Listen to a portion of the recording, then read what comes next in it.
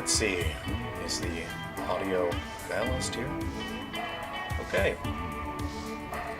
Hello everyone, hope you're having a good day. I thought it'd be nice to just hang out and share a bit of my workspace here while I finish rigging up these characters and add them to our upcoming Nintendo Switch game. Alright, so looks like we are live. Fantastic. Okay, great to see you everyone. We were sculpting this guy previously on Sungrand. So this is one of our creatures. Towel, hi, how's it going? Good to see you. So we were sculpting this guy before, but I didn't have a chance to optimize him yet. We just sort of tucked him into the game engine just to see him running. So what I'm going to do now is optimize this fellow, and then we will repaint him. We've painted him before previously, but we'll just go ahead and do a better job now. So let's see. I'll go ahead and save this as a new one. Please let me know if the audio is if the music's too loud or if my voice is too quiet here. Okay. So we'll just go ahead and put that as S3. Okay. Lunanites, hey, good to see you. Lunanites, I was just thinking about you because I was thinking about Ghoul Busters because I'm working on that update, and I was just thinking about how you did it a full no item run through the story mode and thinking, oh man, I don't know if I could have done a full no item run. So all right, great, thanks. Yeah. So for anyone that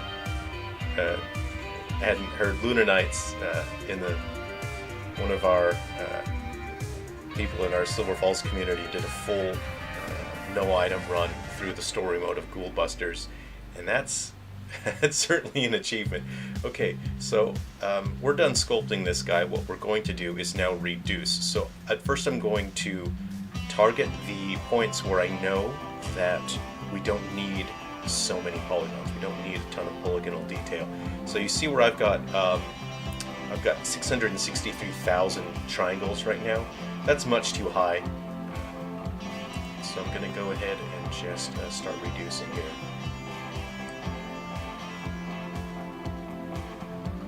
Let's see. Oh, it looks like I've already turned. Looks like I've turned symmetry off too soon.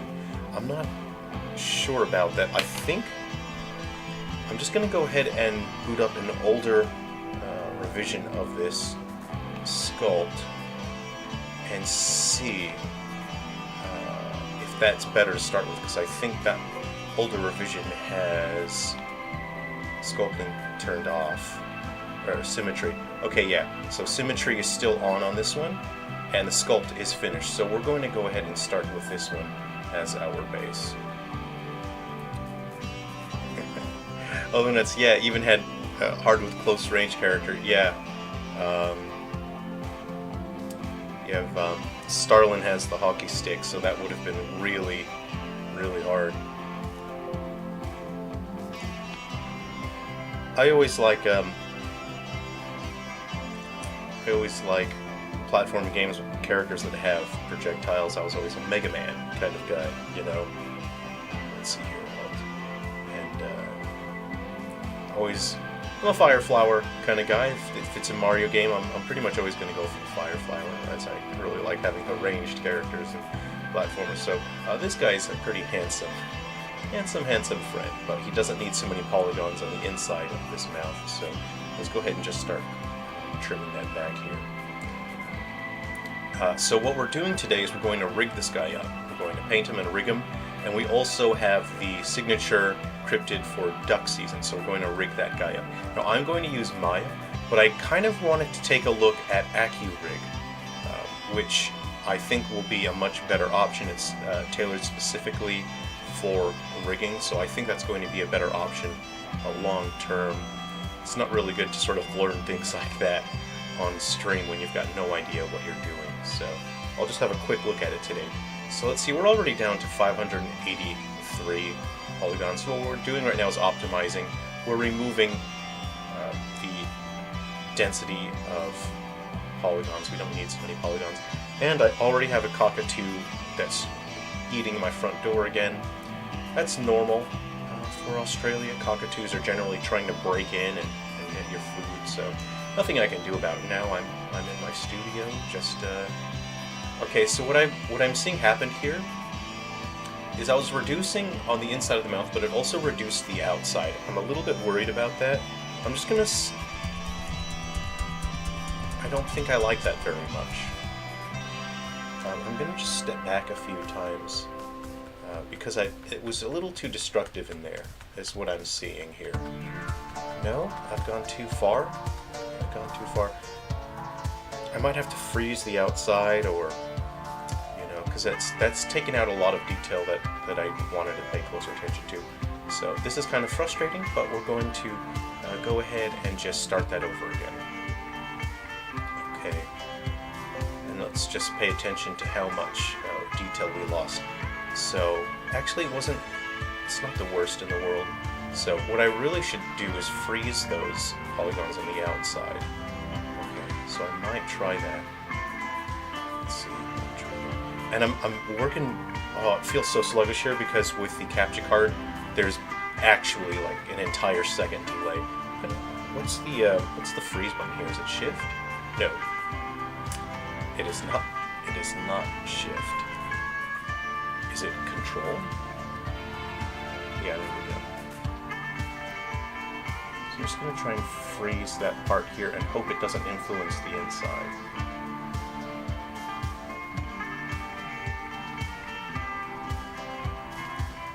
Has it? It is influencing the inside a bit.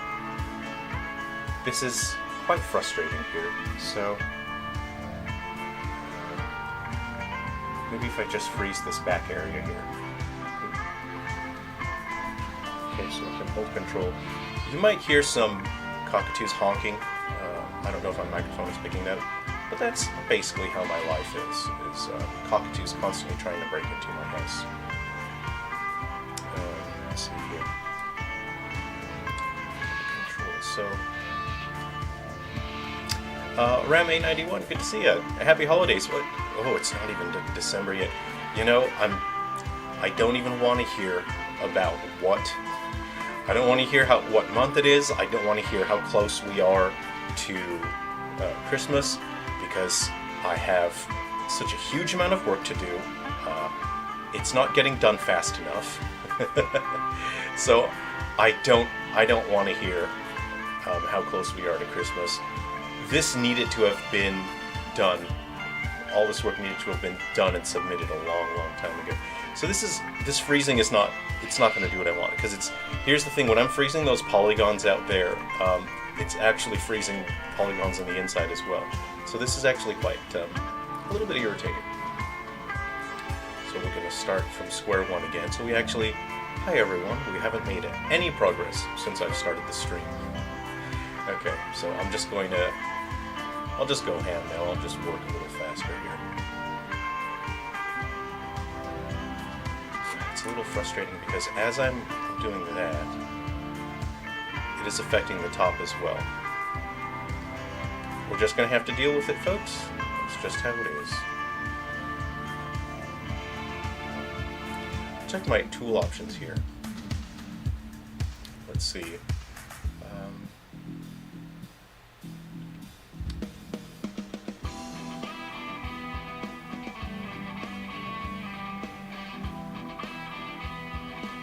Nope, I'm not seeing it, so... Okay. Hey, Ginose, good to see you. Lunar Knights, I'm still in awe with how good Switch version is. I almost rated it to Xenoblade Remaster on the Switch. Hey, thanks, that's really generous. I appreciate that, Lunar Knights. And I am adding that new game mode to Ghoul Busters, but I do have to get these new games launched first. So, I guess we can talk a little bit, let me put on some, a little more serious music, so I'll get you guys caught up on what's going on here with the studio. So, I'm in a tough position financially right now, because all the business fees, the legal fees, the taxes, all that stuff just came in, over the past couple months, and I had earned enough revenue from doing the 3DS and Wii U games. I'd earned enough revenue I was supposed to be able to just keep the studio afloat at least until December and still be comfortable, and then that would give me time to get some games out. But all this legal stuff, all the business stuff, fees came up, and I'm now in a position where the studio is in a bad position financially, and for the foreseeable future, I have to launch one game a month. And it's just tough, but that's how it is. That no matter what I've done on the Switch platform, all the amount of marketing, every approach that I've taken, my Switch games generally only sell when they launch. And I think much of that comes down to we always have new games launching, and people always are thinking about the next new game, and they're thinking, oh, I'll set my budget aside for this new game that's coming out. The store, the eShop on the Switch doesn't really help people find games. Really, on the Switch eShop, it just comes down to this game's on sale and this game is new and these are the games that Nintendo wants you to play. So that's really where we are, and despite the amount of effort that I've put in terms of engaging with people online and trying to build an audience and doing all this marketing, promotions, giveaways, nothing really affects the sales of my games that are already on the Switch, which means that in order to keep my studio alive and financially viable, I have to launch one major title a month, and that's treading water. And I can't just tread water, which means that I have to produce a smaller game as well. And those won't just be on the Switch. The smaller games will be on other platforms as well. So I'm still trying to start development on the Atari VCS, but it's difficult trying to build a bridge of communication with Atari right now. So far it's not going great. It's difficult to communicate and reach out with them because I think what's happening is they have limited staff, and I think they're just so busy. I think they're doing a ton of stuff, and it's difficult to build that bridge of communication with them. So I'm just hoping that eventually I'll get through to them, we can build that bridge of communication, and I can get some games onto the Atari VCS.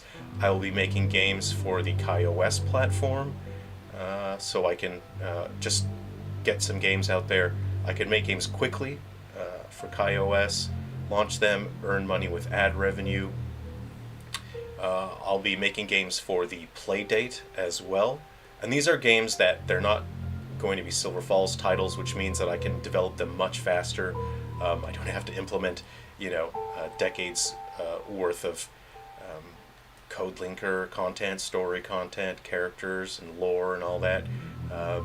So that's what I'm focusing on right now, is planning out. I'm working on these Silver Falls titles. So for the next few months, I think we're looking at launching one Silver Falls title a month.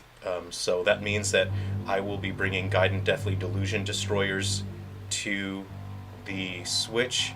I wanted to keep that exclusive, but I ran a community poll. People were really supportive of bringing it to the Switch, and I'm in a situation where I really need to just keep launching one game a month, which is very unfortunate. But that's how it is. If you are running your own business and you are a internally funded studio, if you're not constantly launching games, your studio will fold. You won't earn money if you just launch, I put all this effort in, I made this great big game, and it took me a year to make it. I hate to tell you this, you're probably only going to earn money from that game in the first month or two, and that's it. Really unfortunate. Even if you put it on sale, the sales trickle in. So that's really unfortunate.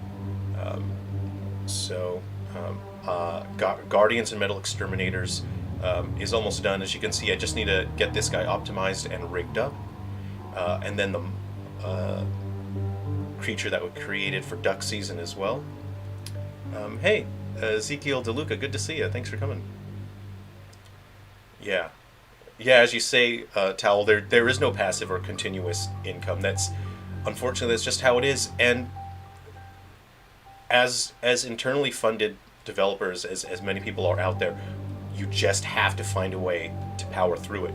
Because here's the thing: if your game goes viral on the internet and people are talking about it, and YouTube content creators are screaming about your game and they're saying, "Oh my God, this is hilarious! You guys have to play it," you will make a lot of money. But that's not going to happen for everyone, and it's not going to happen unless you're trying to make it happen. Silver Falls is not a game series that is designed for internet popularity. It is not designed to look loud and bombastic and attractive. And I knew from the get-go creating this series, I absolutely understood that. And that was one of the things that I had to just constantly think about is, what am I doing with this series? I need to be absolutely sure what I'm creating here and the consequences of that. And I knew that there is going to be a very strong chance that content creators won't be interested in Silver Falls. And that is because Silver Falls is not loud and bombastic and exciting just from short clips like that. It's something that you enjoy on your own time in a personal way. The games are understated and quiet, and the appeal of Silver Falls doesn't come from internet virality and the appeal of being a jump scare palooza. Silver Falls will never have that. And I knew that going in, and I especially knew that going in with 3 down stars, because I didn't just start out with this loud explosion. It was quiet and understated, and that is part of the horror of these games, is you don't really have a strong understanding of what the horror is. It's not like ooh, look at this scary animatronic, a kid was stuffed in there. You know, that's something that people can latch onto instantly and understand and go, oh yeah, that is scary and creepy. It's not like saying, ooh, look at all these zombies, or ooh, this town manifests your fears. Isn't that something creepy? Silver Falls doesn't have that, and it's different for each game as well, what it does have, and you can't just explain that to people and then make it seem interesting over the internet. And that's why I'm having a tough time getting content creators. You know, there are people online, content creators that have covered Silver Falls, and it's not because I've reached out to them. It's because they played the games themselves, and then they found their own reasons for enjoying Silver Falls and for liking it, and so they chose to cover the games and create videos and articles about it. So that's why I'm in a tough spot right now. Is generally, if I've reached out to people and asked them, you know, hey, are you interested in this game? Except for like one situation, I've been ignored the whole time, which is tough. It's tough and it's frustrating and it's disheartening, but that's the industry, baby, and you got to be able to roll with it. So I'm at 63,000 triangles right now, and I think I'm going to call it. I don't want to reduce it any further because I don't want to lose too much here. So 63 is good. We're going to go ahead and save this bad boy here. So for the foreseeable future, I will have to launch one Silver Falls game a month, which means I'm going to have to leave the bigger titles. I apologize to everyone that was really looking forward to the bigger titles, but I'll have to focus on the smaller Silver Falls titles for now. Oops, I wasn't supposed to let that deep sigh out. I'll be launching one Silver Falls game a month, starting very soon. Those will include the remasters, they'll include the upcoming new titles, and I'll also be launching non-Silver Falls IP one a month. So smaller titles, one a month. I'm going to reveal something to you. I'm going to tell you guys something. I haven't revealed it yet. I've been working on a framework for a platform fighter, and I have a number of platform fighters that I've been working on the concepts for years, and I just never had the time to create the framework for it. But I'm creating a framework where I can make a variety of different kinds of platform fighters. So to start out, my first platform fighter that I'm going to launch is going to be one that I can create pretty quickly, and I can launch it pretty quickly. And that platform fighter is, well, there's two that I'm working on. One is called Anime Sword Boys, where the roster is huge. It's just a stacked roster, just full entirely of every character as an anime sword boy. They are a beautiful anime boy, and they've got a big sword. It's way too big, and the physics of the sword actually drags the characters around because their swords are so big. So that's one of the platform fighters that I'm working on, and the platform fighter that I'm hoping to launch first and soon is called Random Smash Clone. And you open your character select screen, and there are no characters on the character select screen. There's only a random character select, so you have to select random, and every match you play, it builds a random character for you. So the visuals of the characters are totally randomized, your moveset's totally randomized, your physics are randomized, so you're not going to get an archetype like we're used to seeing in platform fighters. You're not going to get, oh, this is the heavy, this is the rushdown. There will be none of that. So in Random Smash Clone, which will be coming to the Switch, and whatever platform people want it on, I'll put it first on the Switch, but whatever platform people want it on, I'll put it on there. So yeah, with Random Smash Clone, every match you play, you'll get totally random characters. Your specials, your neutrals will be random. The number of air jumps you get will be random. Your weight, your ground friction, your jump strength, your move speed, your air speed, all of that stuff, it's random when you start the game. I'm creating a bunch of different move pools, and when you start a match, your character's built out of this massive move pool. So if you play the game enough, like a few dozen matches, you'll start recognizing a couple moves here and there, but all of the move sets are totally randomized. And I think that's something that just leads to fun chaos. I think it'll be great for when you have friends over. The difficult thing with Smash is that there are friends with different skill levels, right? And you have friends who are very good with certain characters. They have friends over and they kind of kick their butt a little bit. So with Random Smash Clone, I want a game where everyone is kind of on the same level a bit. So you have your friends come over, and even if they're not that good, even if you're very good, you'll never get a character where you really know how to use that character, because during the match you have to figure out how to use your character. You're figuring out, it's kind of the excitement of, when a new Smash game comes out and no one knows how to use any of the characters, there's that excitement, a sense of danger, and you think, oh man, I don't even know what I'm doing with this character. That's the kind of thrill that I want, but that's the whole game. There will be a mechanic, so you have to set up your own player profile in a Random Smash Clone, and you earn wish tokens. And so when you win a match, you get wish tokens, and the wish tokens have a specific move attached.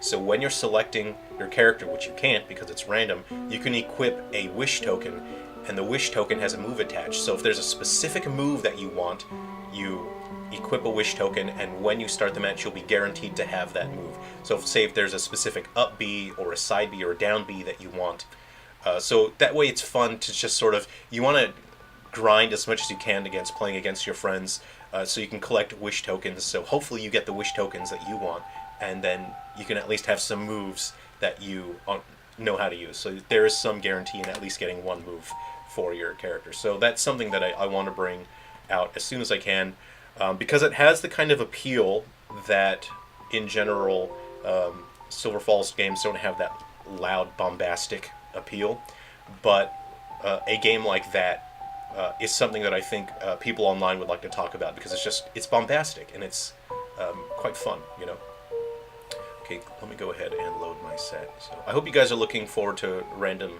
Smash Clone. Okay. Let me catch up. Let me catch up with the chat here. I've just been sort of in a trance, just sort of gabbing away here. Okay, so with my face takers, they use this flush thing here, so I'll put that down as a base layer.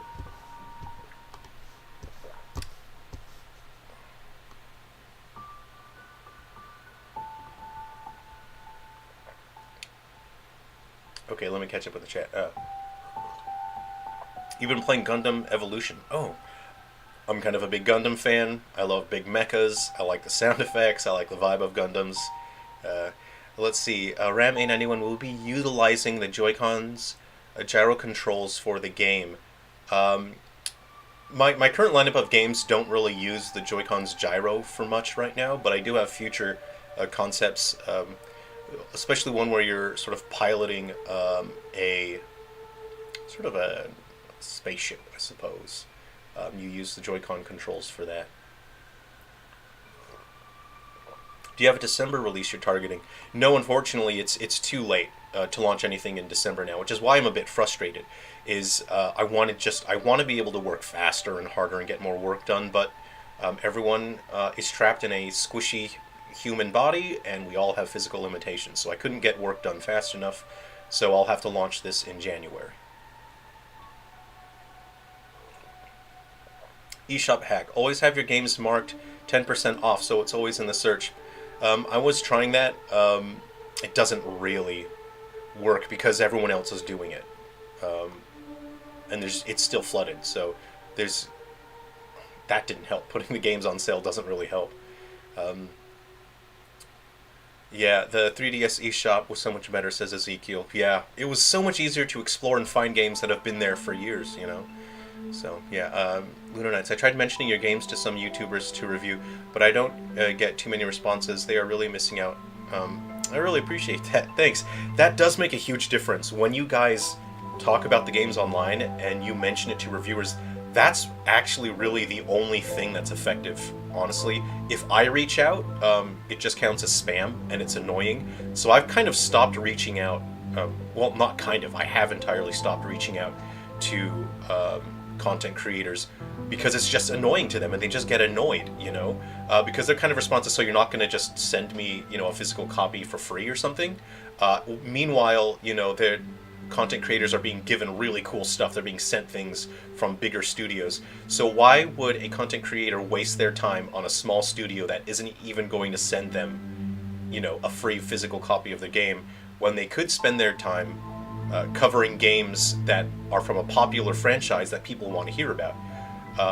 Content creators are so pressed for time, they're under so much pressure from the algorithm that they are forced to cover the things that are going to be popular. The topic needs to be popular, the game style needs to be popular, and that's where I'm running into a brick wall, is content creators that I've reached out to are not interested, and it's like I'm an annoyance, you know, because I'm sure they're getting hundreds of small developers reaching out to them, asking them to cover their games, and it's unfortunate that this is where we are in the industry right now. A few years ago, I feel like it was a bit more true to the spirit of smaller studios and content creators, but the algorithm has taken such control over what we can do online because content creators have to make a living. Kind of like how I'm having to make adjustments here to the way that I'm running my business, they have to run their business a certain way as well. So it's really unfortunate, but I can't even rely on you know, like content creators like that, which really bums me out. But hey, that's life, baby, and you gotta find a way to move forward. Do merchandise sales help as well? We got a lot of merchandise sales when the shop opened and all the items were new and it was exciting. And I haven't added anything major to the shop, just some small things here and there. But I think aligning the major new items added to the shop, if they're aligned with new releases, I need to test that to see if that's effective, because our sales have slowed down on the shop, because I think anyone that did want to purchase things from the shop bought it on launch day when the shop first opened. Okay, so we've got our base color on this guy here. Just want to make sure there are no gray spots. Make sure everything is good. So yeah, with my families, my cryptids have certain families, and so I try to keep some visual design elements familiar. So for the face takers, they have this kind of fleshy, sinewy, sort of a muscle, this muscle material to them. So that's fun. Okay.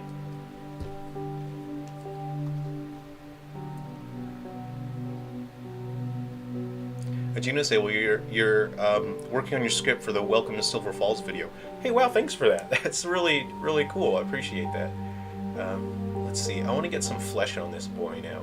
So let's go ahead, and I kind of like let's see here. There's that one. There's that one. How bloody do I want this fellow to be? Because I want it to look like there's some skin showing through. I might just go with this one and see how that goes. I want to give him chapped lips, of course. Excuse me. Sorry. So let's go ahead and just kind of.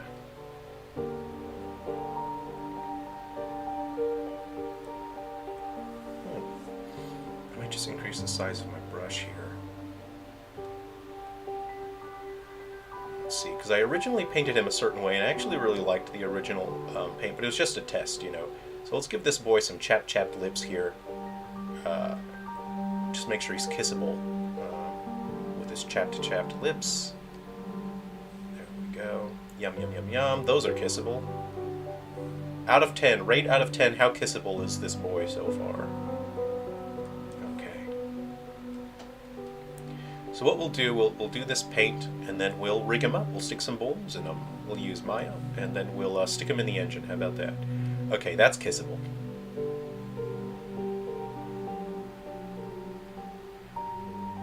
What the heck, a commercial? Oh, I don't know. YouTube was running ads on my videos, which is kind of irritating. So I just said, okay, well, I'll turn on monetization then. So at least. Whatever revenue they were getting from having the monetization, at least I'll get the revenue for that. I really don't want to have monetization on my videos, but you don't get a choice. YouTube just does what it wants. So that's where we are.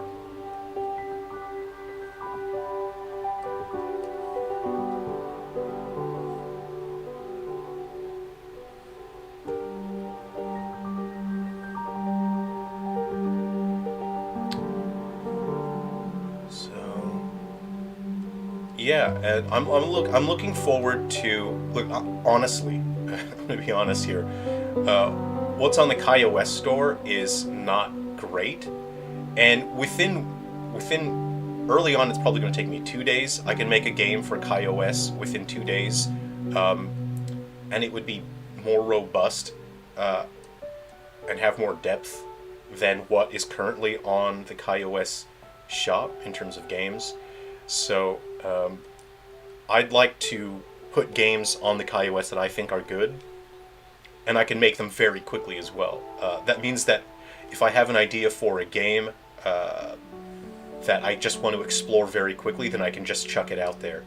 So that's why I really want to put games on a platform like KaiOS. I think it would be very fun for me. It's important that I step away from just doing Silver Falls development, because that means that sort of mentally as a designer I'll stagnate if I just only do Silver Falls stuff.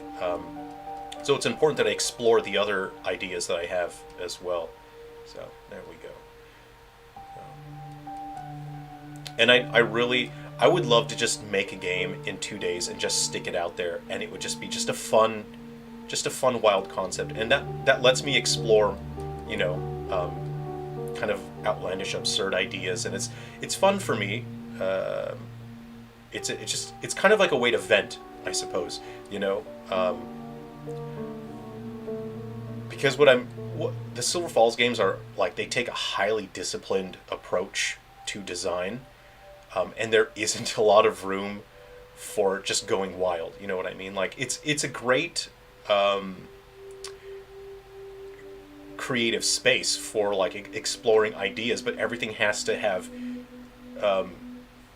months and months of planning with the Silver Falls games, and it all needs to connect, and so it is very structured, and it's quite strict on what I can do.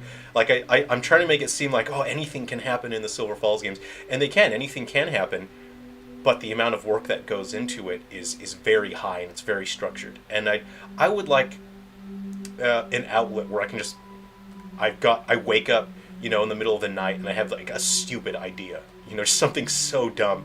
Because sometimes I'll wake up at like 3 a.m. and I'll think, man, that is the dumbest idea I've ever had for a game, and I would really like to follow through with it. So that's what I want to do with the Playdate and the KaiOS. Is just, I've got a dumb idea. Please let me just stick it out there. Okay. And look, I know there are people that are saying that, oh, if you make a game for a platform, I want to get that platform, and I don't want to pressure people into picking up platforms. Like people were saying, oh, you know, I guess I'll pick up an Atari VCS.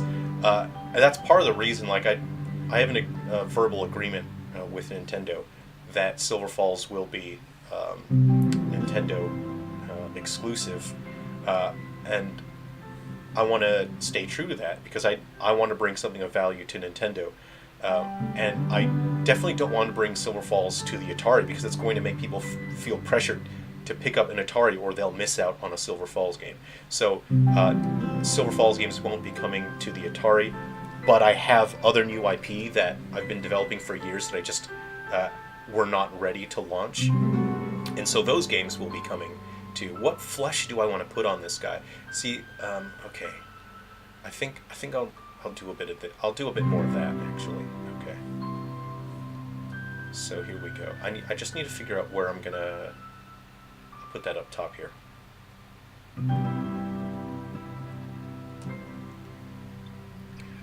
Let's see. 19 I fully recommend getting it on PC as well. It's the kind of thing I could see people picking up for streams just for fun. Oh, Random Smash Clone? Yeah. I would put Random Smash Clone, and again, that's exactly why I want to make games in my other IPs now, and not just Silver Falls, is I want to put games on other platforms, because that's going to be important in terms of getting revenue into the studio. I'll be honest with you guys that the Switch has not been very good for me in terms of revenue, because that platform is packed. That is a busy platform, and there's constantly new games. And if you are a small studio and you don't have a massive marketing budget, you're competing with thousands of other developers in the same situation as you, and it's very hard, because if someone's game is just more outlandish and ridiculous than your game, and it's louder and more bombastic, then the content creators online are going to talk about that game, not yours. So you can't create understated, quiet games on a platform like the Switch and then just expect it, you know, like, I'll make it work somehow. Hate to tell you, but it's not going to work out that way. And there are games that I've been designing that are quite bombastic and loud, not to appeal to the internet, but because that's what I want to design. Anime Sword Boys is going to be a platform fighter where it's heavily physics-based, where your character has a massive sword, and I'm not sure if my launch day version of that game will have the character builder, but I did want a character builder in Anime Sword Boy. So as you play it, you unlock more sword parts, and then you can build your own anime boy, and then you can build a custom sword, and they can all have ridiculous shapes, different tether points. You can build hilarious stuff. So that's what I'm hoping for with Anime Sword Boys. And I'm still working on how much of the terrain can be destructible, but I do want some degree of destructible terrain.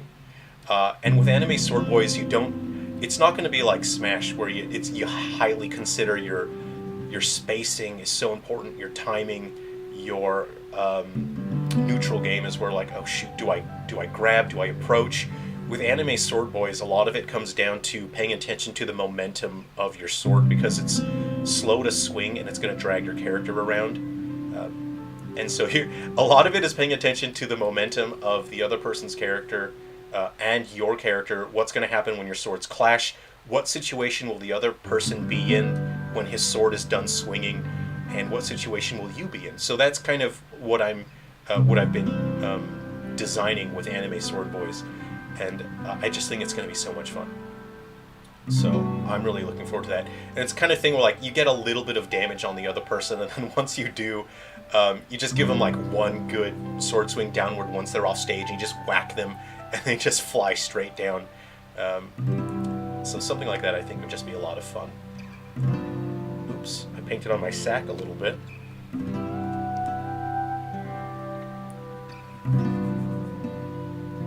Let's see, Ezekiel, you're playing Dragon Quest Dark Prince demo. This is going to be my first Dragon Quest Monsters. I really like Dragon Quest Monsters. I've played them on a bunch of different consoles. It's probably because I'm indoctrinated by Pokemon, but I have more fun with the Dragon Quest Monsters game, and that's, you know, that's not saying that the other Dragon Quest, like the mainline titles, are not as good. That's to say that I've been indoctrinated by Pokemon, and I don't have control over my own actions because I've been indoctrinated. So that's where we are.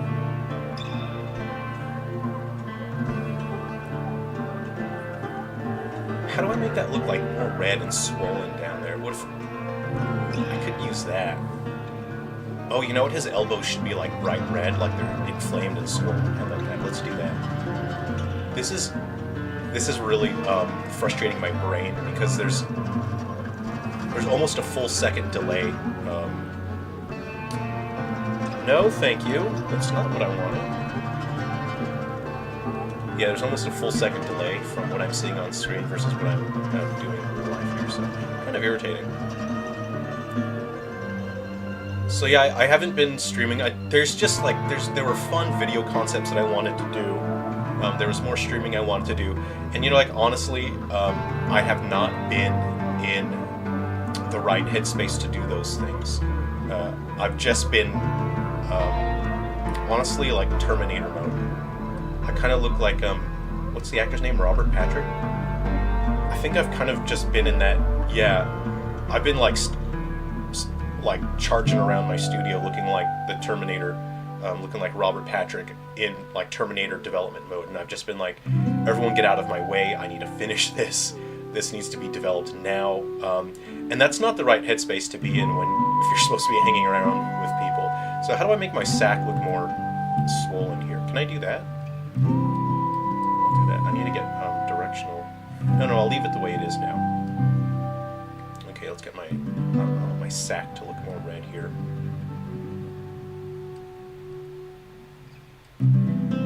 Yeah, so even today I was just thinking like it'd be good to just catch up with people in the community, just to at least talk and hang out, and I can let you guys know what's going on here, you know. But it's not a situation of oh, I'm just upset and burned out and I don't want to make video games anymore. It's certainly not that situation. On the contrary, the situation is more I furiously need to make more games and I need to work faster and harder. So that's the situation that I'm at, and you know, I need to make my sack more swollen here, so let's go ahead and get that nice and red. Here we are. Gee, it looks swollen back there, like a bump.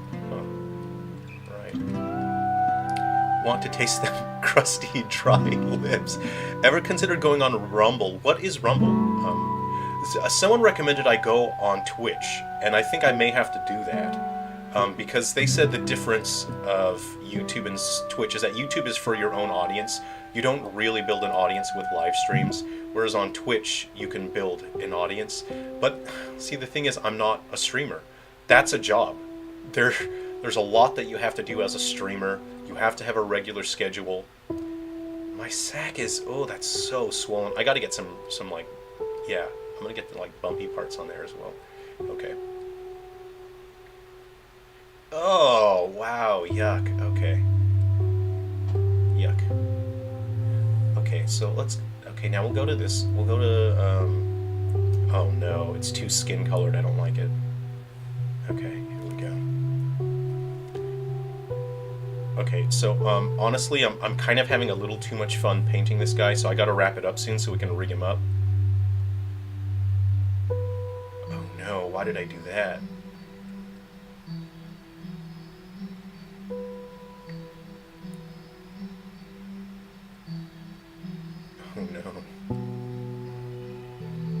Oh no, I don't like that at all. Hold on, I got a little too far over there.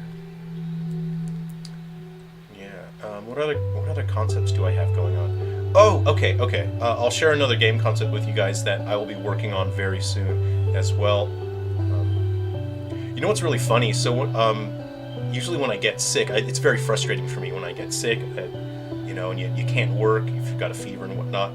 And I ended up getting COVID, I don't know, last year or something, and it was brutal. Hold on, that's the wrong spot here. And so I couldn't work. I tried working through COVID. I kept working on my games. Yeah, it was last year. And it was so frustrating for me that I thought, okay, I can't work, so I guess I'll just take some notes and I'll keep working even though I'm stuck in bed. I'll just do my notes. I'll write down some game concepts. And the other day I was looking through my notes and I found the concept notes that I wrote down when I was like having a fever. I was on death's door. When I was having like a fever dream, when I was sick with COVID and I was writing down notes, I wrote down the most bizarre game concepts. And it was weird. It was really weird. And I was looking at it thinking, the hell, I didn't write that. That's weird. And so one game concept that I came up with when I was sick with COVID was something called Battle Chef Horse Hockey. That was in my notes. I wrote down Battle Chef Horse Hockey. And what it is, it's hockey. You're on a skating rink, right? Or you're on a hockey rink. And you are a chef and you're riding a horse. And what you're doing is you're picking up ingredients that are sliding around the field, but you can hit them, so you can sort of like knock them away. You can hit the other person. You're trying to pick up ingredients and bring them into your pot. So you have a goal. And you're trying to hit the puck into the goal, but you also have a pot on the side of the field. So your score is a combination of the food that you make during the match. So you're picking up ingredients while you're trying to hit the puck into your opponent's goal. And if you like, the more ingredients you put in your pot, the better score you'll get. But because you're on a horse, you can go up to the other player's pot and you can spit in it. You can make your horse spit in it. And then that reduces their score, but you have end lag. So if you try to spit in the other person's thing and they see you doing that, they can punish you because you've got end lag, and then they can sort of damage you and you get stunned. That is absurd. That's stupid. What a stupid game concept. It's the dumbest thing I think I've ever written down. And I don't think I would ever come up with something with that in my right mind. And so, yeah, I had like a massive fever. I was dying of COVID. And that's what I wrote down. That's what happens when I have a fever dream. So there we go. That's Battle Chef Horse Hockey. I doubt I'll ever make it, but it is in my notes. That exists in the Sungrand Vault, is Battle Chef Horse Hockey. Anyone watch the Level 5 Direct today? I'm interested in hearing what that was all about, if anyone saw it. Dragon Quest Monsters is the shit. I agree. I really like the 3DS ones. The DS ones are great. They're just so cool. Oh, they're cool.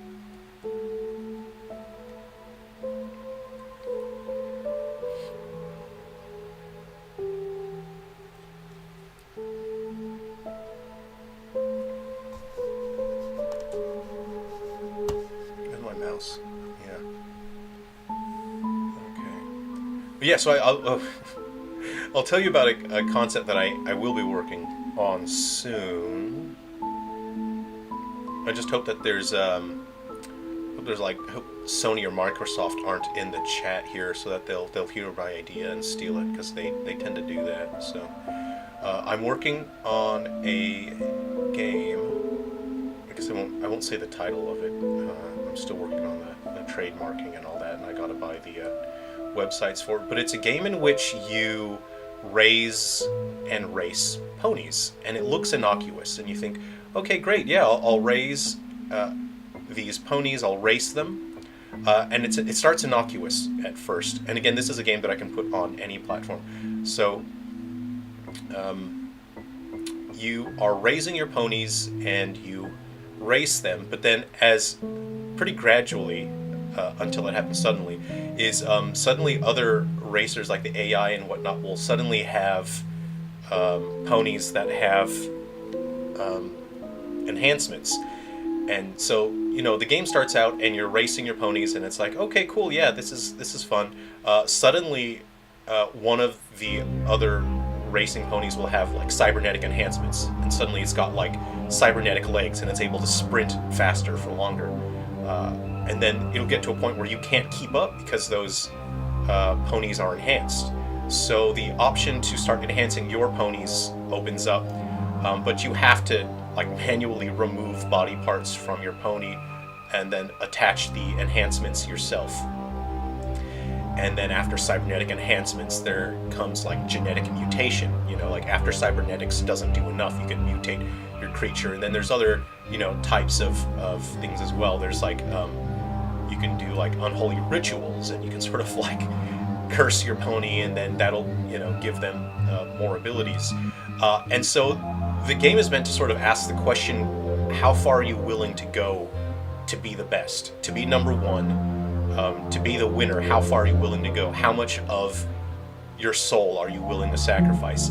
And that's the concept behind this pony raising and pony racing game that I'm building.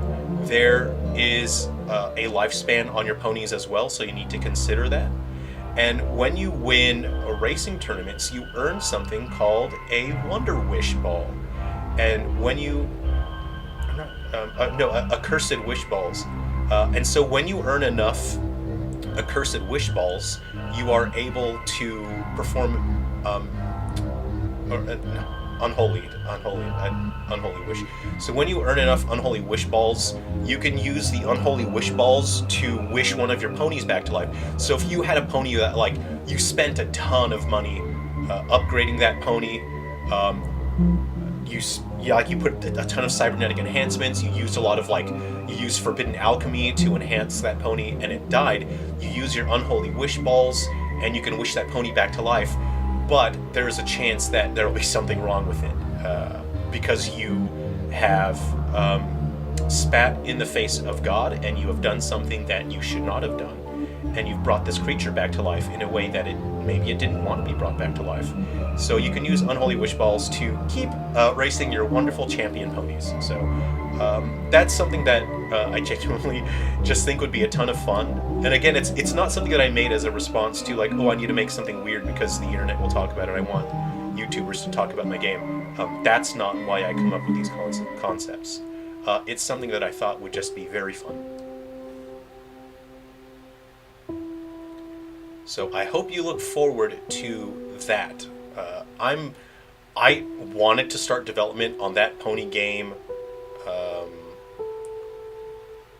earlier this month is when I wanted to start working on it, but I'm not in a position right now where I have the time to develop it, so I've got to get some Silver Falls games out. Hopefully they bring in enough revenue to where I can work on a couple of other of those. I think I should be able to do that game in a month, which means I need to earn enough money to get the studio 2 months ahead. Actually, no, 3, because I need time to develop it. Then there's testing, and then there's the submission process. So anyway, I'm just going to call it on this beautiful boy here. And we're going to rig him up. Let's rig him up. So let's save the texture map. Okay, so let me bring that over. I don't want people to see what's on there. Can I just move this over, please? Hey, Elenon, Deander, it's good to see you. Oh, you're heading out? Okay, take care, we'll see you. Okay, so here we go. You're replaying a Silver Falls 3DS, but you're stuck. You don't remember where the first Red Machine part with Annalise. There is a glitch in the US version of 3 Down Stars where, so if you're doing New Game Plus and you are in New Game Plus, I added new weapons, but Unity did something messed up and it corrupted some item IDs, and it's so frustrating. And this issue fluctuates from different versions of Unity, which is so irritating. So if you pick up certain of the New Game Plus weapons, specifically on the boat, you know when you go on Hogan's boat, there are weapons up top. If you pick those up, you won't be able to pick up the Red Machine parts, because what Unity did was it, like, for some reason made a couple items have the same item IDs. And this can often happen, like, probably the engine crashed and then it reset some item data. So unfortunately, if you pick those up, you can't find the Red Machine part. But I left in a glitch where you can climb up the mountains in Annalise's section in the lumber yard. You can sort of Breath of the Wild your way up around the mountains and then make your way back to touch the collision point. If you send me a DM in Twitter or Discord, I'll show you. I'll send you a video how to do the glitch, so you can skip the part where you're required to get the red machine part. Okay, so so face taker 5 V2. Yeah. Okay, we'll do it, and then we'll export the object, and then we'll open Maya, and we'll get this bad boy rigged up. So I've got AccuRig here, but I've never used it before. I'll have a look at it on stream, but I don't know how to use it, so I'll have to learn how to use it before getting into all that. Okay, so let's go ahead and export our object now. So, okay, this is face taker 5. Okay, cool. Yeah, I'll put it in the Discord. I'll show people, yeah, unfortunately, picking up... You can still pick up the New Game Plus that's in Arnold's house, the Thunder Gun, you can still pick that up, but if you pick up any of the weapons on Hogan's boat, you won't be able to get the red machine part because the game thinks that you've picked it up. And again, I really apologize for that, but, Unity chest. Oh, I'm just so relieved I never have to use Unity for 3DS again. Because it'll do that. It'll crash during development, and then it'll just reset a bunch of, the data that you put into the game. It'll just sort of, pick, well, here's how the item, how the data was last week. I'm sure it's fine if we just reset it to that. It's giving me a headache thinking about it.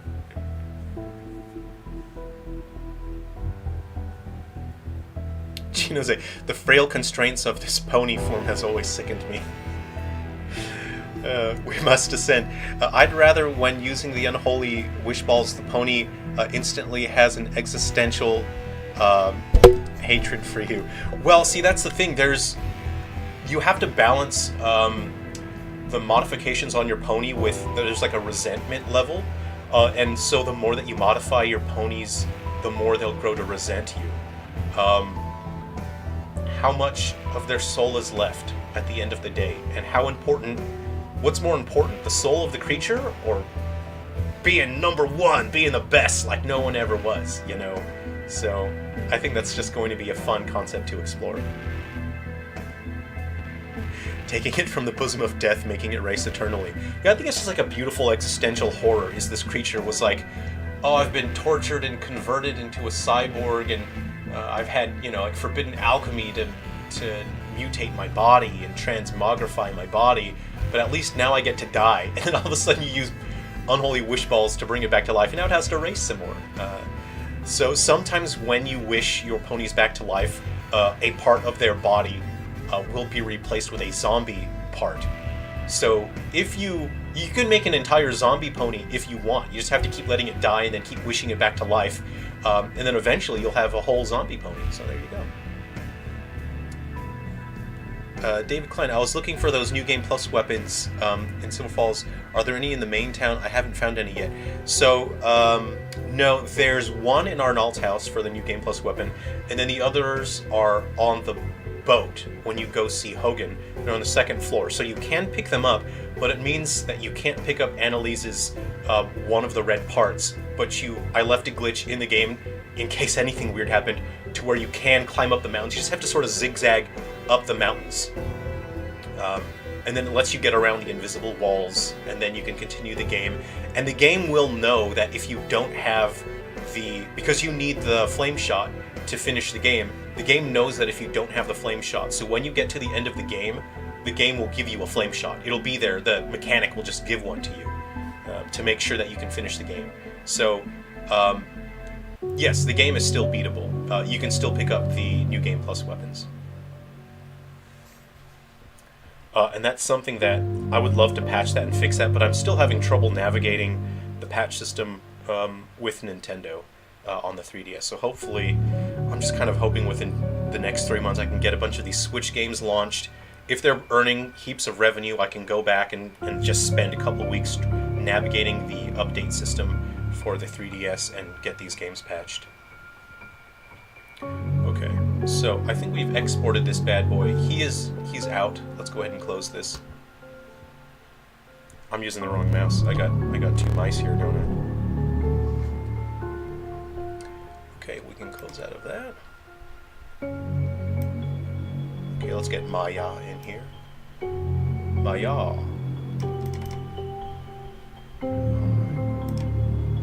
Let's go get our face taker in there, and we'll rig him up. So I don't think I've ever created a rig on stream, so this will be fun.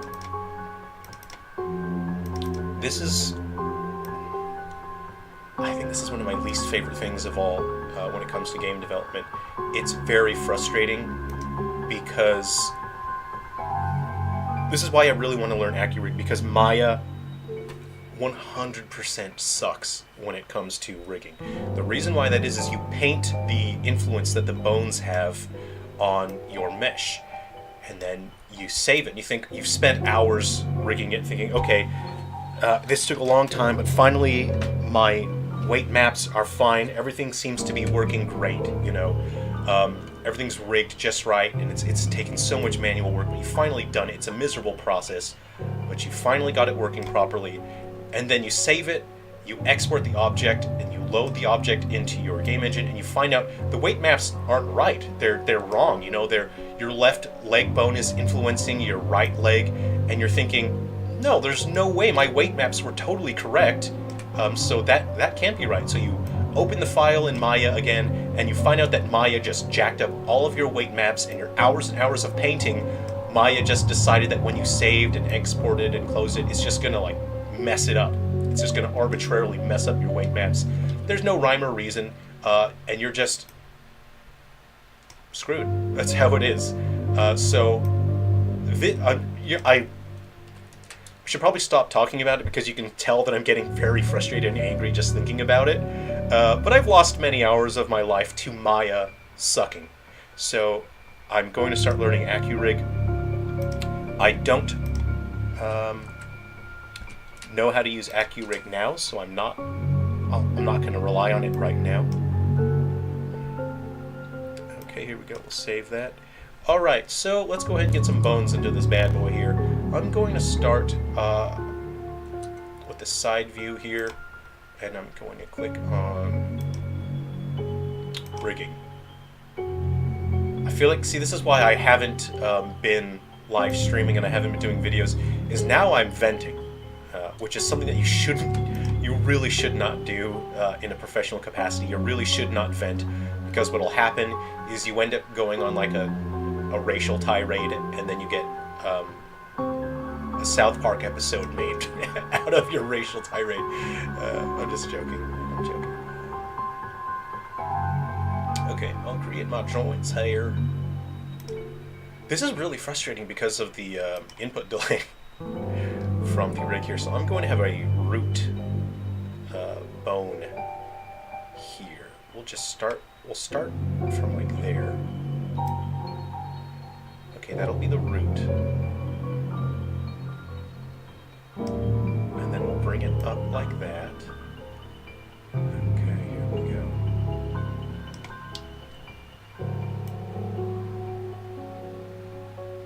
These will be the spine. I'm just kind of thinking how much flexibility this guy needs, you know? Because there is sustainability, you know, when it comes to how many bones you've got in there. The more bones you've got, the much harder it will be to animate. So I'm going to split it here.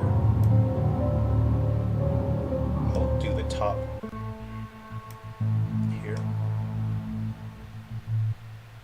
And then I want the tips, the very tips of the lips to be animated. Ew, I've never said that before out loud, and I don't like that.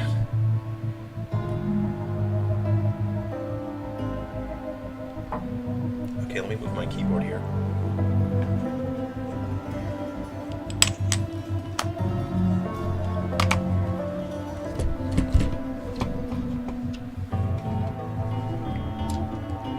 Okay, so we need to get the bottom part of the mouth now. So go to skeleton. Alright, so what I'll do on the stream here...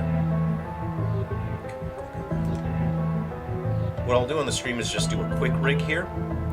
And then I'll have to fine-tune the rig itself later on, because that's going to take an immense amount of manual work. So I'll just do a basic rig. I'll get this guy rigged up. I'll put him in the engine so you guys can see him. Go here. Okay. So start from there, and I can see my tongue like that. This is going to be a nightmare. This will be a nightmare to get the blend weights on this tongue, because I got to go way up in that mouth in order to do all the painting and animating.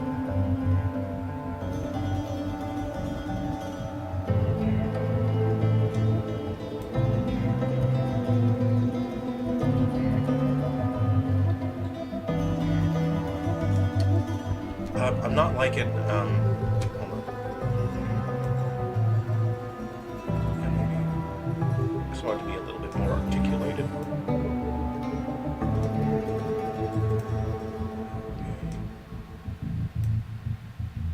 So this is his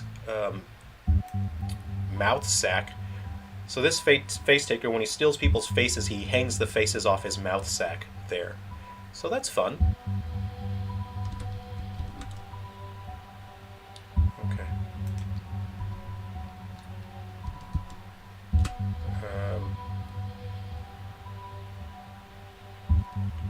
I'd like to have a middle click. I don't have a middle click here, so okay, so let's go ahead and get some more. So now we're going to get some bones into his sack, his fluid sack. Okay, so let's select that one, bring that down in there. I'll just press F to zoom in. Okay.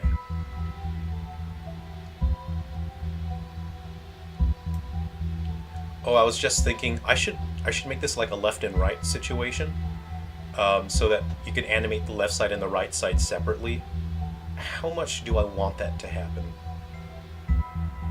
I think it would be gross, so I'm going to do it. Yeah, I'll do it.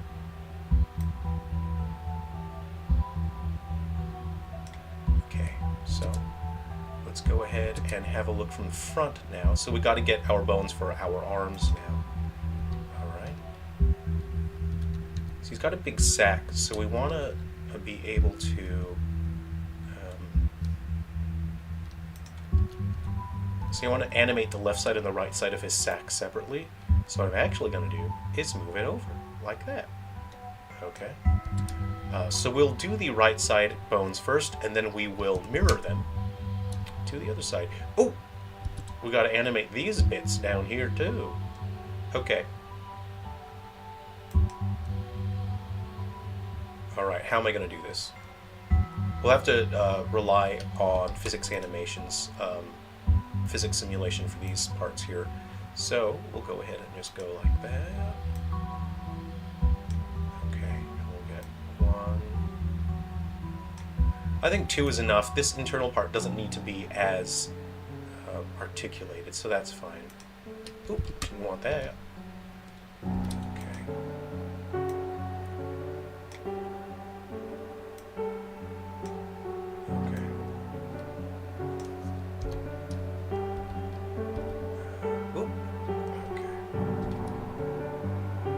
This is going to be a nightmare to paint the weight maps for. The weight maps tell the game how the bones influence the mesh.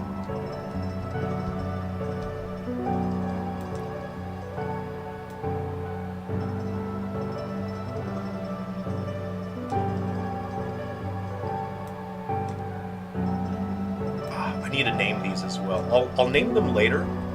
I just think it's kind of boring for the stream to have to do so much technical work, but it's very important that you name these things. So I'm kind of thinking that should not be attached there. What I'll do now is actually I'll just make a second bone that comes out of there. There we go. That seems to make more sense. Okay, yeah. But I should be naming all of these bones as I go, so I'll come back and do that later on, because it's a little boring. So let's get our pelvis in there, why don't we? So I'm kind of thinking that's the starting point there.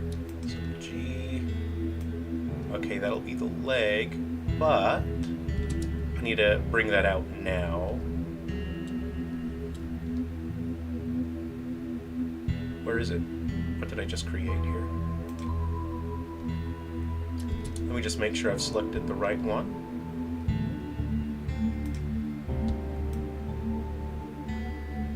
Okay, my brain's getting spun around a little bit, but I think that is the right one. Okay. Yep, looks like it. This is why it's important to name these as you go. So this needs to be the starting point of the leg here. So this is where that will... Is this making sense to people, or is this kind of like... I know the stream really compresses the visuals here, so I just need to determine where the leg is going to start. And I think it needs to start up here, actually. Yeah, that's what I'm thinking. The leg should start up there. Yep, that'll do. Hold on.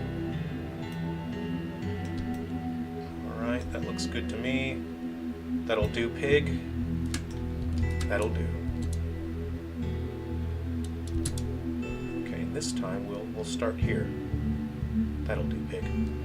Okay, we go skeleton, create joints. We'll start on that point. Bring it on down there. Okay, that's wrong. We didn't select the right point. So let's try this again.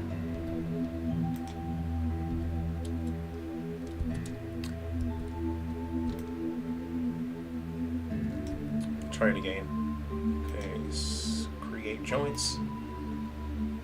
This is chipping away at my sanity here because of the input delay. I want to create a joint. I need to select this guy first. There we go. Thank you.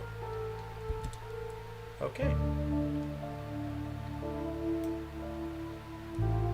Alright, we got that one there. We'll go to the side.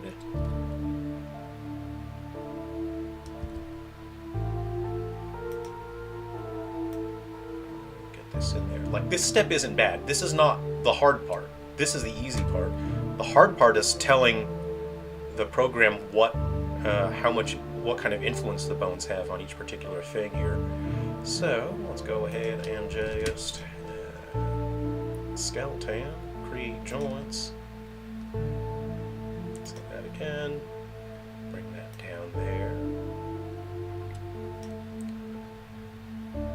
I think we can just kind of go like that, yeah. I think like that is fine. There we go. And I might make some modifications because it looks like the front legs are a little too short. This is easy to fix. So I'm gonna... When Maya calls me a complete tool, I feel really bad. Okay. Alright, so I'm going to select my vertex. I'm going to turn on soft selection. This input delay. It's killing me. Input delay. Alright, okay. Yeah, I'm just going to... My soft selection is on. I'm just going to... Oh, it's influencing too much. Let me just get that out of the way there. Yeah. I'm just going to bring that down a little bit. You see that the back legs sort of go... They reach under the ground a little. I want them to reach about the same amount under the ground as well. Okay, great. So let's just check our bones. Object mode. Awful lot of dots. Can we not? Come on. This input delay is really frustrating. It's tough. Okay. Let's just check the placement of our bones and make sure they are looking good. That's looking good. Okay, now let's get some bones for our front arms, and then I think we're good. Okay. So we want to start with that one there. Yes. And then we'll... yep, I can see the future. Here we go. Okay, So we go skeleton, create joints, and we'll just start with that guy. Okay. And then we'll bring it. I'm having a hard time seeing it, but I'm kind of thinking it's there. So let's go ahead and have a look. And that's close. Okay, that's real close. And again, we only need to create one side, and then we can mirror it across.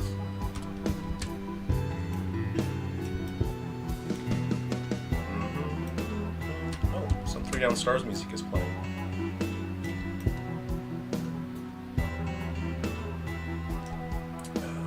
Let's see.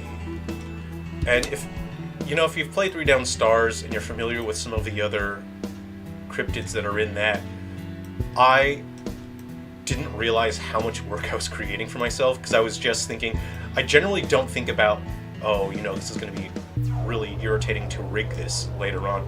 I just think of creating the creature design that I want. But there's some creatures in there where it's just all arms. They're just all arms. And when I was rigging and animating that, I was realizing, oh, I've made a lot of work for myself here. It's a lot of arms, and they all got to be animated. So, okay.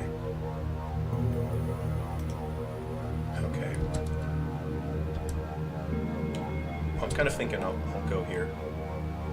Okay. We'll put this one there. That'll be an elbow. I'm kind of thinking this one will go there. That'll go there. And then that will go there. Okay, great. I really should name these now before I clone them across. So we got to make sure our bones are in the right place. Let's go ahead and get that one in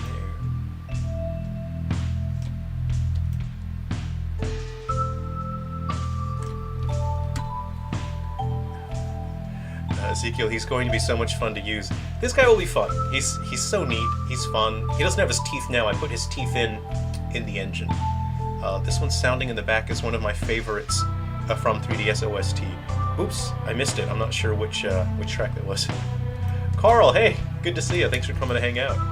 So I just got to name these bones. So this next step is to mirror the bones so that they go to the other side of the body. It's important to name them first so that you can substitute the names as well. So you generally will use left and right from this point of view. So this is left. That's the left arm. I'll go to the attribute editor.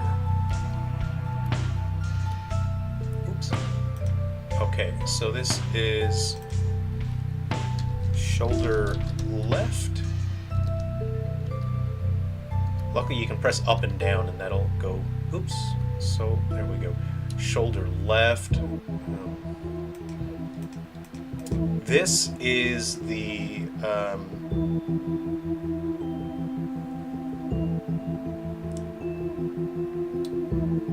my bone anatomy is missing out of my brain all of a sudden. My bone anatomy is missing from my brain. I usually use specific the anatomical bone names, but my brain is very tired now. Okay.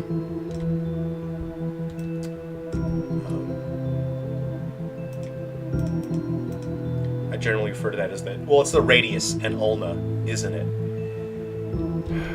Arm down, left. That's not anatomy. I'll just call it radius. Left.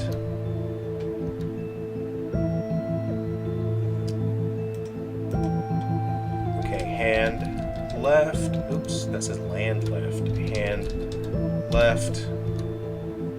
And then I'll say finger left. Great. Okay, we'll also do some IK on this as well. I don't know if mirroring will also do the IK. I'll do the IK first, which is inverse kinematics, and then I'll do the mirroring process. Okay, so this is the hip. Left.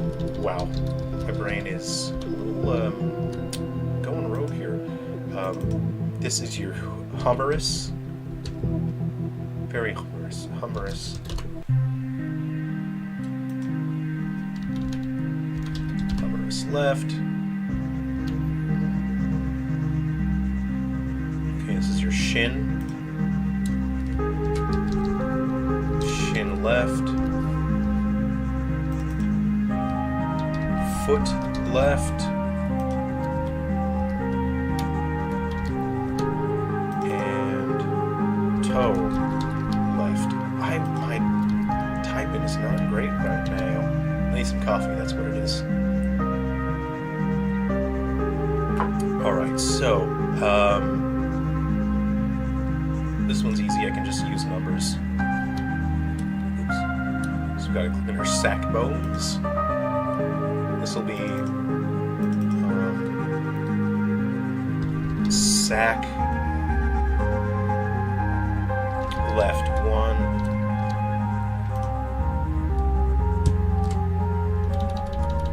The sack left 2. Sack left 3. I think that's all that's in there, right? Yeah. Oh, no. Sack left 4. Sack left 4. Okay, so let's get some IK up in here. So I'm going to click on that. I don't want the mesh, I want the bones. I just want the bones. Okay, and up there. Yeah. Okay, so if I go to, is it control? I can't remember where they are. Let me go ahead and let me clumsily navigate through this menu until I find the IK. Create IK handle.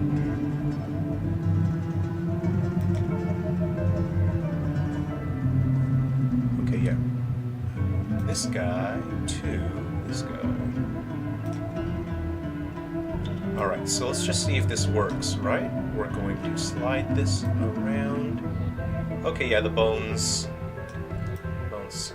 are working correctly. Yep. So that's how you can move that around. It doesn't work the other way. Yes, great. So I can have him move around, and I'm not sure if I should use the toe base, actually. I'm gonna leave it. I'm gonna leave it so I can just manually do that. Okay, so we need to get an IK for this, for the front leg. I'm just going to physics animate that. I'll let physics animation in the engine do that. I'm not going to manually animate his sack and his internal thing as well. I'll use a bone physics logic. Okay, I want to create IK handle. See, I'm not a huge rigger when it comes to this. You know, I'm not the best in the world. I don't do a ton of this, and then usually when I'm doing this, I'm doing it begrudgingly, like grumbling under my breath. And I think, like, normally you would want to. There's a reason why you don't want to rig directly to the toes. There's a reason for it.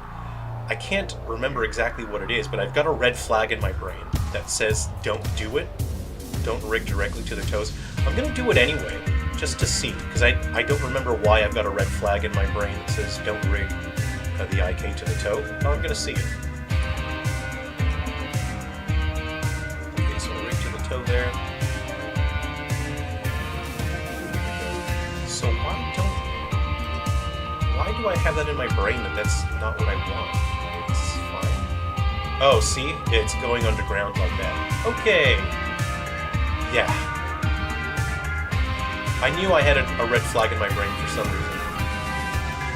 So there we go. That's why you don't want to do that. I'll just do it again. Okay. Create our IK handle.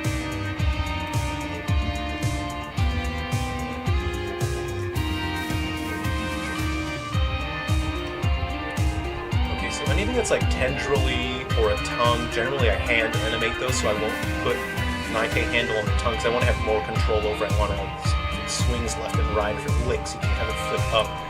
Those are things that I hand animate, so I'll go ahead and leave it. So I just want to make sure that those are named correctly, that's fine. I don't have anything else that needs to be mirrored now. So what I will do, I think I just click on this now, and I want to mirror this. So I will go to Skeleton, Skeleton, okay, and I want to mirror joints. I want to open the tool. Okay, and I've got this, see here, this is pretty good. This is a good tool. So you can search for left and replace it with right, so that'll adjust the names of the bones accordingly. Go ahead and do that, apply.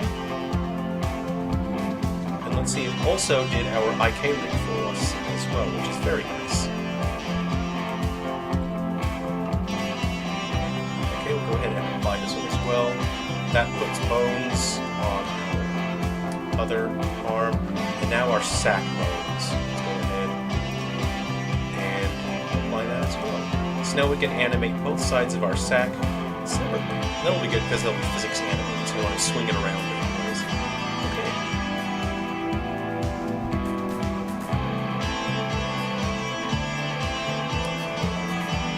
And so what's great about doing all these models in a way that they can cross over into other Silver Falls games is when I do 3 down stars for the Switch, when I do the HD remaster, I can add more content to the Frontier Fighters mode, and then I can bring in monsters from other Silver Falls games.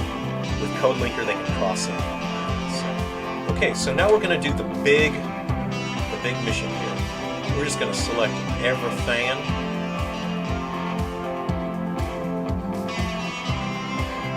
We want to select everything.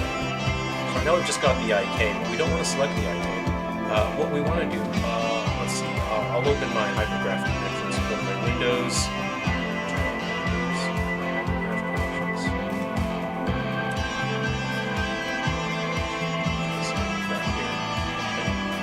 press A to select everything. Let's see, okay, yeah, we want to select everything except the IK. Actually, I think I only need to select the root, it's not enough. So unselect the IK handlers, and this is where we kind of just, I'm not religious, but I'm going to pray that Maya will just do a pretty good job for me here. So I'll go to skin, we're going to go to bind skin. You can sort of set the influence rate and the max drop off. Generally I think I've got this all right here. I'm going to hit apply, and let's see what happens. Let's believe in the heart of the cards, as I say. So what we'll do is we're going to grab the main or root bone here. Okay, everyone, cross your fingers and let's see what happens here. Hey, you know what? That's not too bad. That's okay. That's okay. That's not so bad. Oh, okay. The limbs are okay. So let's see what goes on with the mouth now.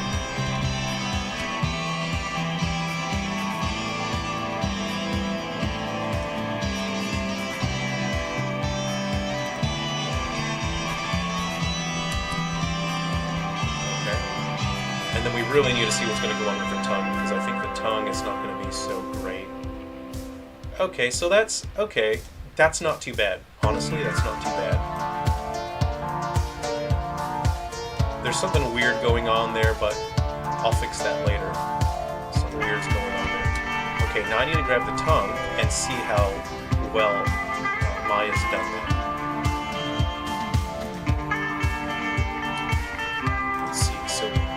If I did this, that's good. That's good. So thankfully, those bones don't influence the rest of the mouth. That can often happen. Let's go ahead and bring that up. That's not so great. You can see that those are influencing the mouth, so I'll have to fix that up. Let's see, and that one has pretty big influence on the mouth, so I'll have to fix that up. And then hopefully. Try that now. I'm going to try that now. skin, paint skin weights, and this is generally why I avoid doing this kind of work on streams, because it's honestly, I think it's kind of boring to look at. It's not interesting. This is not really engaging for people, is it? Okay. I should have given names to the tongue, because now I don't know what it was. So we're just going to probably do that now.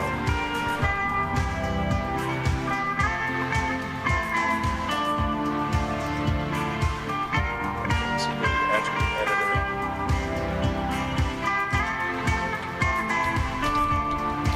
Tongue 1.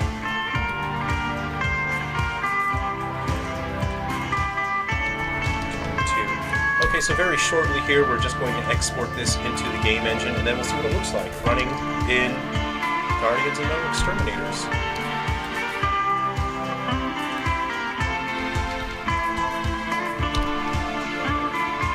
I put 3 in twice, I don't know what's going on with my brain here.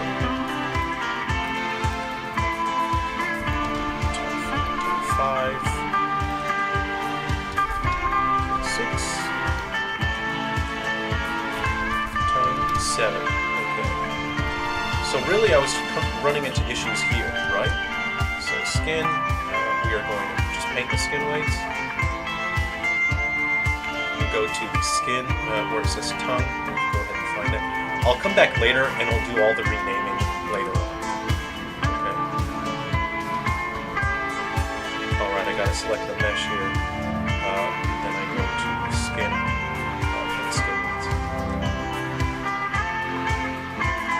Could be hard to look at visually, so I won't spend too much time on this, as again, I know it's not very interesting for the stream. Also, it's annoying because it's hard to look at. This is frustrating. Okay, but you can see you can see that the tongue, where it's white, it's influencing parts of the mesh that I don't want it to, so I'll have to paint that out. So we'll go ahead and I'm in the way here.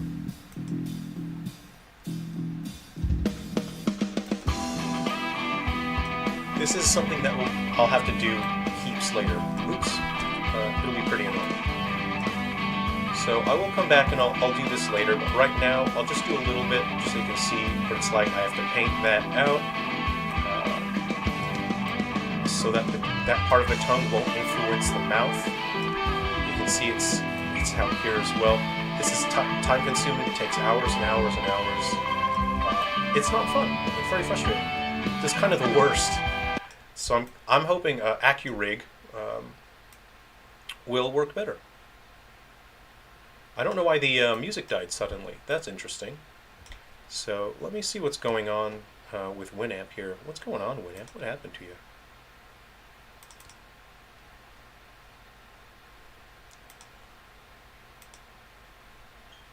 So the music has...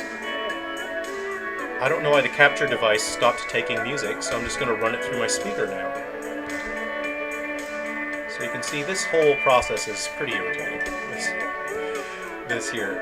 And I can barely see what's going on with these lines. I'd like to turn off the wireframe there, as it's kind of doing my head in. So anyway, I'll be looking into AccuRig very shortly. So this is something I'm just going to have to come back later on and do a heck of a lot of manual work here. And here's what's frustrating. You spend hours doing this, right? You get your painting on your weight maps just right, and then Maya will just jack up your process. It'll just mess it up. It'll just ignore a bunch of it. It'll reset. It'll randomly paint back onto parts of the mesh again. Very irritating, very frustrating. So Maya's actually really bad at this for some reason. If it didn't undo your progress, if it didn't randomly change your progress, it would be, acceptable. But the fact that when you save it and exit it or you export it, Maya just sort of randomly resets it, not good. Not a good solution.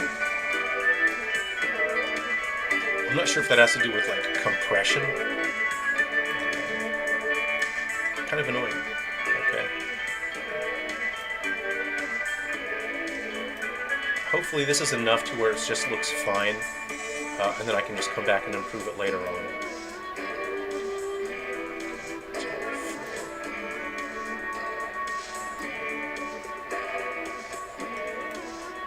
Okay, now hopefully hopefully this works fine now. So I'm doing this because people had asked, someone had asked before if I could show them what it was like to rig. So I said I'd do it. You can see like this, it's not really that interesting. It's a frustrating process. Yeah, that, you know what, that works fine. You can see like there's a little bit there with the mouth moving still, but that's good enough for now, okay? So we're gonna go ahead and save. What I like to do is just, Unity will freak out if I don't do this. I'm gonna delete all by type the non-deformer history. So we'll clean things up a little bit, and let's go ahead and export this, and we'll bring this into Unity. Okay, I'll go ahead and export all.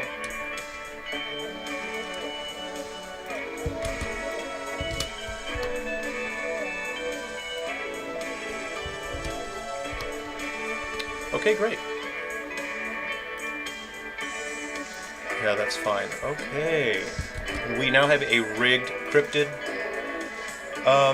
With the animations that this guy's going to need, I could probably finish this up with all the animations. You know, I need to do a couple attacks, getting injured, dying, walking, idling, those sorts of things. I could probably, if I rush, if I really, really push it, I could probably get that done in about 4 or 5 hours. I'm going to try to speedrun that. So yeah, I'm going to aim to have that done in 4 or 5 hours. I've got AccuRig here, right? I have a second creature that I need to rig up today. I need to do this mollusk guy. Oh, you know what? I've already rigged him. I rigged him up beforehand. So he's rigged and ready to go, but what I need to do is create his animations. So he doesn't have animations. So, you know, there's kind of AccuRig here. So I'm going to have a look at that another time, and then hopefully that works as a better solution. So yeah, I'll close AccuRig, but from what I hear, that's going to be a much better program. Okay, let's go ahead and minimize that. Let's bring our scene into the view here. Alright, and we are going to chuck this bad boy into our game project.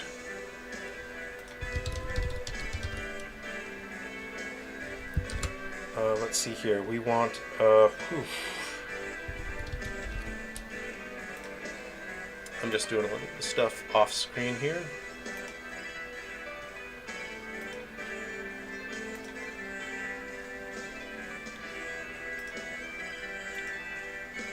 Trying to create a new folder in here. Okay.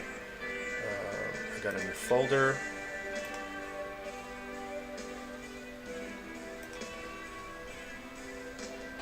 Okay, this will be Face Taker. Okay, we will get our texture map.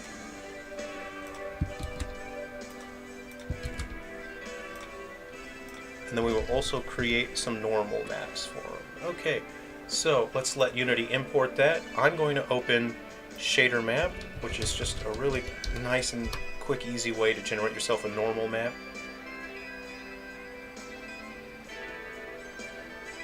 What I need to start doing, I probably should start relying on Substance Painter to paint this actually. It result in better product overall. I'd have more control.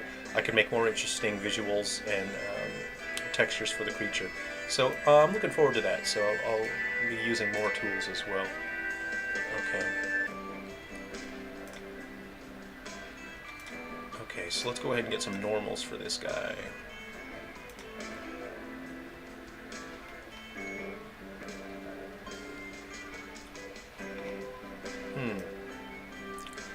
I'm looking at this and I'm thinking that's probably fine. Okay, we got our normal map. Save it. Spec maps. Contrast.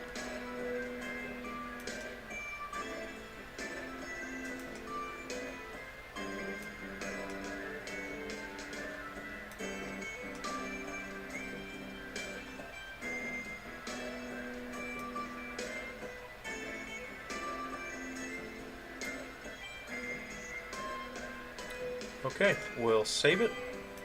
So we have a spec map that I'll adjust more later. It's not great right now. Okay, so I've just got some detail maps in here for this guy. Let's go ahead and find him now. Where is he? This is Face Taker number 5. He is rigged up. Let's go ahead and bring him into the scene. Oh, he's a little fella, isn't he? Okay, here's our our beautiful sweet child here. We also need to put his teeth in as well, so we'll do that before we wrap up. So we'll wrap up the stream after we get this guy all set up.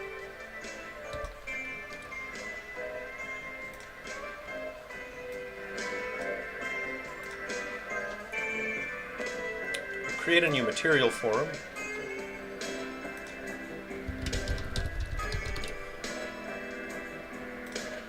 And hopefully this looks good. Okay, so face take 5.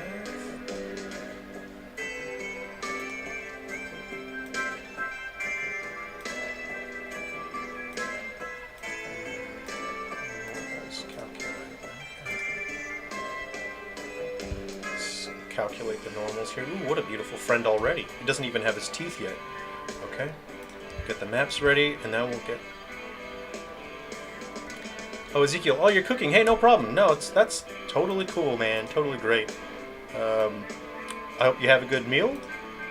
I'll probably wrap up here pretty soon. I also need to make myself something for lunch. Maybe I'll just go to the shop and grab a burger. I'm trying to have a healthy breakfast here with grapes.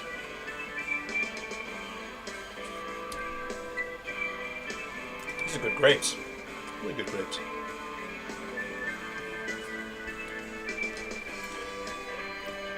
Okay.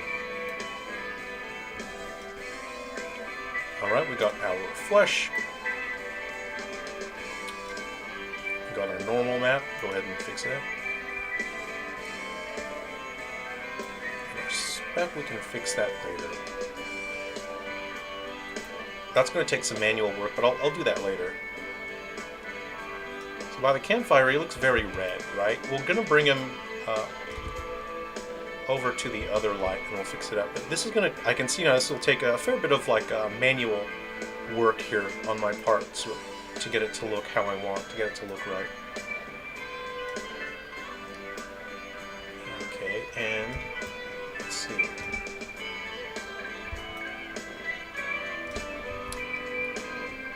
It's a little too bumpy. I'm going to have to adjust that normal map.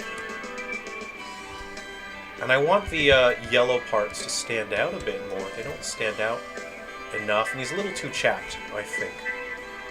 But I'll work on that, so that's something that I'll have to adjust later.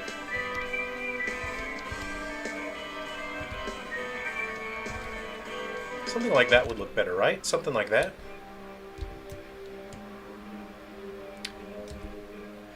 Let's see. I don't know what... How do you pronounce that? Hake? Hake? Milanese? I'm not sure what food item that is, but it sounds delicious. Sounds like a fish.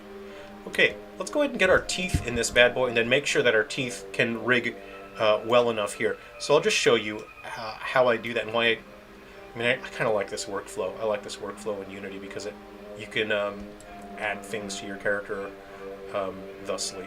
So I've got a guy somewhere as well that I can let's see.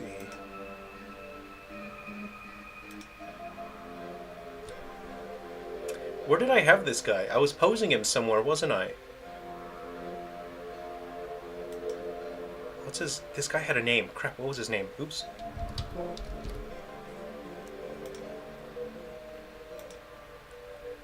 Let's see, I'm just going to look in this folder here. It's not that one.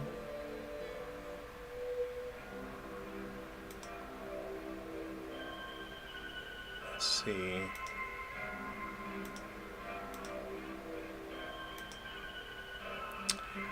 I know I have one somewhere. I'm gonna open my scene where I've been posing these, and I'll just take the teeth from another guy that I was setting up.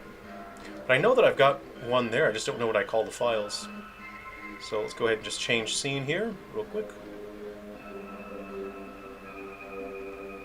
And it's just going to be a little laggy on this. Waiting for it to finish loading up the scene. Here we are. Let's find my friend. Here's everyone doing their T-posing.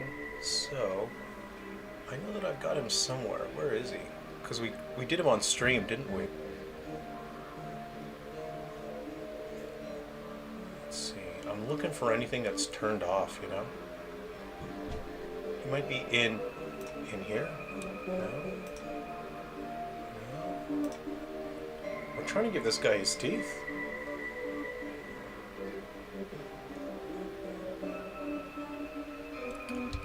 Where did our friend go? Oh, you know what? I'm thinking of a different project. Hold on, this guy's teeth. I'll just borrow the teeth from this guy. He's got teeth in his mouth. Give me that teeth. Just borrow that. Thanks. I'm gonna copy that. I was posing that cryptid in a different project entirely.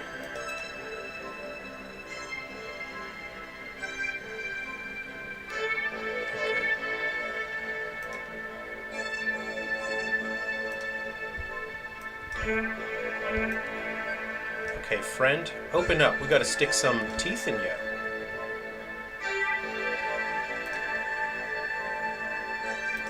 So I'll have to come back after the stream. I'll have to go back, manually name all the joints, because I have no idea what I'm looking at here. These are numbers, so I will have to name them. And I also can't keep working like this, where there's like a 1 second delay on the input. The Unity engine already demands extremely precise inputs, so this is super frustrating here. I'm not sure if the music's too loud here, so I'll just turn the music down a little bit. So what I'm doing is I'm just going to paste the teeth in to this guy. So I think that's getting to the top. Yeah, those are the lips? Okay. So that, I think here is where I want the top teeth, right? Yeah, that's where I want the top teeth. And having that last bone there will let me make it so I can sort of make the top lip animate separately. Let's see, reset position here.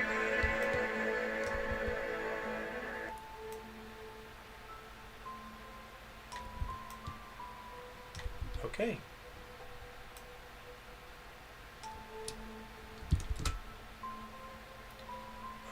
So this is it's the top. Let's just reset the scale on that. Uh-oh. Don't want to do that. Okay.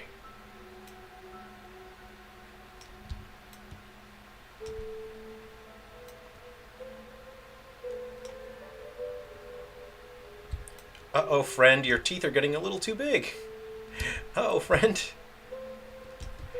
Oh no, friend. Okay.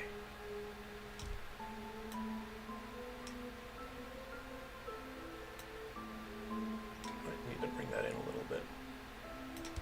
Okay.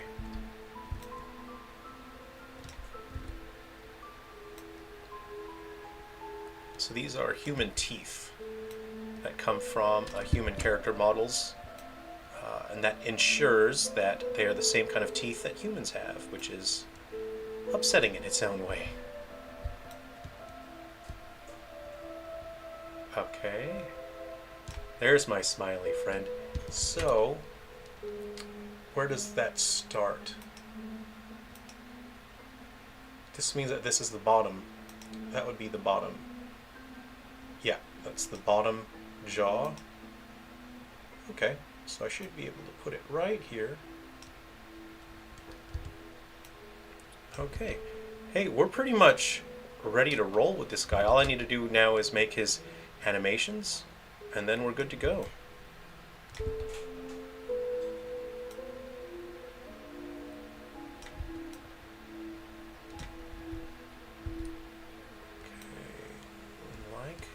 That.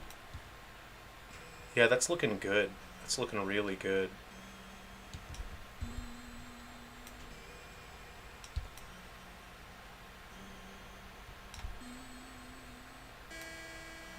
Let's get them more flat so that they fit. His chompers fit in there better. Okay, but I do want them to be very visible, so let's go ahead and move them forward a little bit. Okay, we want them seated in there real nice.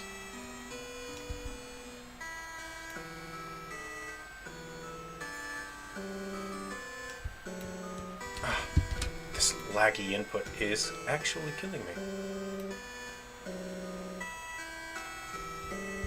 Okay, great. Very happy with that. Okay, and this will be unlockable and playable in Guardians and Metal Exterminators. So those top teeth might be a little too big, so you don't want to go full ham. I'm just going to dial that down just a little bit now. There we go. That is our friend. What a lovely boy.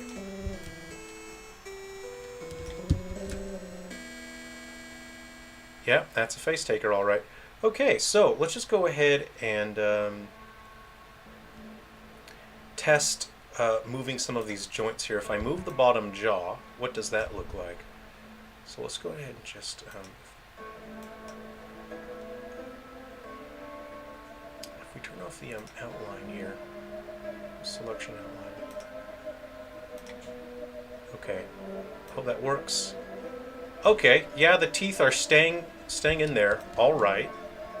Yeah, okay. Oh, yeah, that's upsetting. Okay, we'll check the top as well. Oh dear, oh dear. Yeah, they can dislocate. His jaws can dislocate. So you can do that. Okay. Just move that. I'm gonna have to wrap up the stream pretty soon so I can work properly and get a lot of work done. So yeah, his sort of mouth sort of stretches a bit.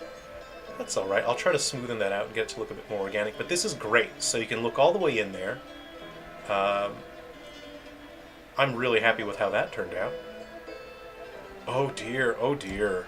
Yeah. Okay. So that's looking real good. Let's make sure that his tongue animates all right. Excuse me.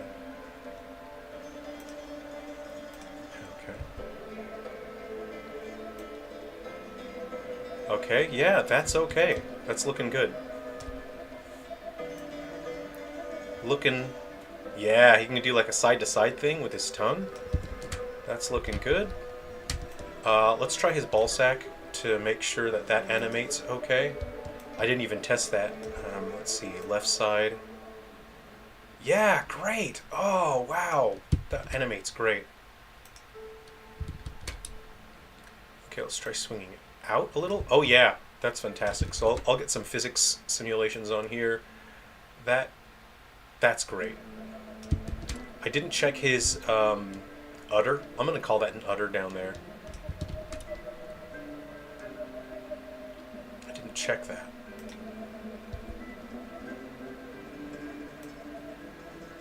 Yeah, his udder seems to go okay as well. So overall, this has worked okay. This has gone all right for me here. Yeah, I can have his udder physics animate, so that'll wobble around all on its own. And we'll just double check that his hands work all right and his legs work all right. Let's see.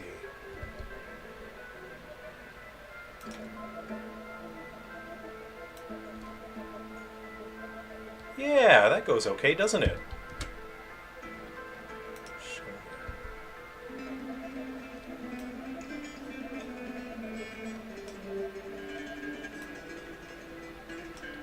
That looks pretty organic. That's okay.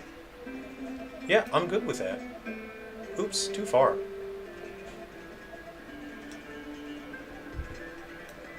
Okay, I'm happy with this. That's looking good. Anyway, I'll wrap the stream up. I've got to get some lunch, and then I really need to just keep my head down and get a ton of work done extremely quickly. So I'll have to finish all the animations for this guy. I'll have to finish all the animations for the mollusk as well, which comes from duck season. So I've got to get 2 enemies fully animated and into this. And then once I do that, I do one more pass on testing to make sure everything works all right for all of the events, all of these playable cryptids.